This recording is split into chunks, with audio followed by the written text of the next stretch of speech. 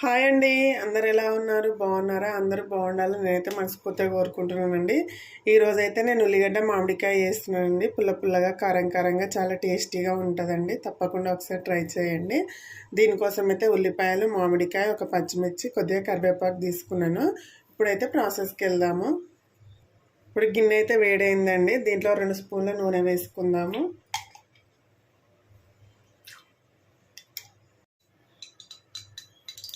నూనె అయితే హీట్ ఎక్కింది. ఇప్పుడు కొద్దిగా జీలకర్ర వేసుకుందాము. అలాగే కట్ చేసిన ఉల్లిపాయ ముక్కలు వేసుకోండి.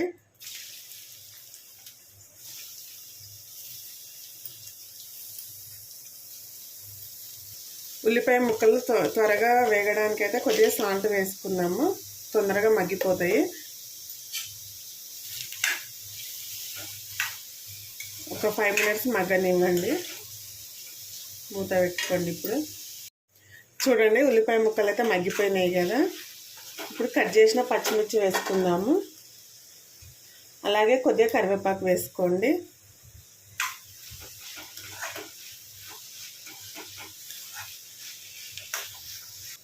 కొద్దిగా అల్లం వెల్లుల్లి పేస్ట్ వేసుకోండి. ఇప్పుడు ఎంతో బాగా మిక్స్ చేసుకోండి.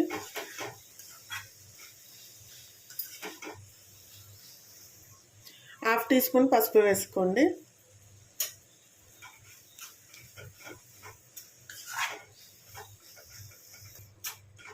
ఇప్పుడు కట్ చేసిన మామిడికాయ ముక్కలు వేసుకొని నేను పిక్కతో సహా వేసుకుంటున్నానండి. తినేటప్పుడు చాలా బాగా అనిపిస్తుంది. ఒక మామిడికాయ తీసుకున్నాను నేనైతే, పులుపు ఎక్కువగానే ఉంది. ఇప్పుడు అంతా బాగా మిక్స్ చేసుకొని ఒక 5 మినిట్స్ మూత పెట్టుకోండి. మామిడికాయ అనేది మగ్గిపోతుంది. ఓకే అండి, ఇప్పుడు మూత పెట్టేసుకుందాము. చూడండి, మామిడికాయ ముక్కలు అయితే మగ్గిపోయినాయి కదా. ఇప్పుడు కారం వేసుకుందాము. 1 టీ స్పూన్ వేసుకోండి.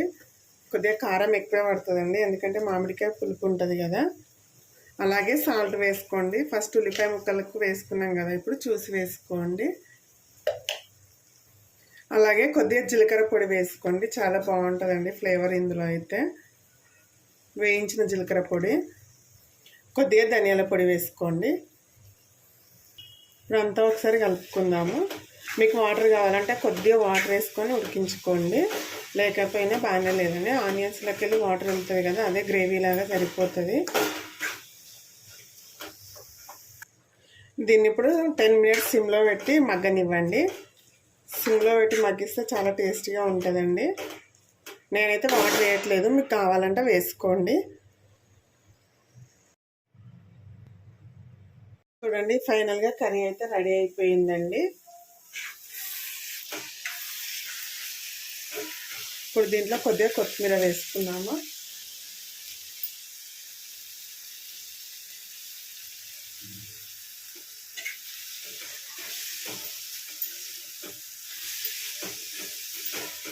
ఓకే అండి, ఈ వీడియో కనుక మీకు నచ్చినట్టయితే ఒక లైక్ చేయండి, షేర్ చేయండి. అలాగే మన ఛానల్ని సబ్స్క్రైబ్ చేసుకొని సపోర్ట్ చేయండి.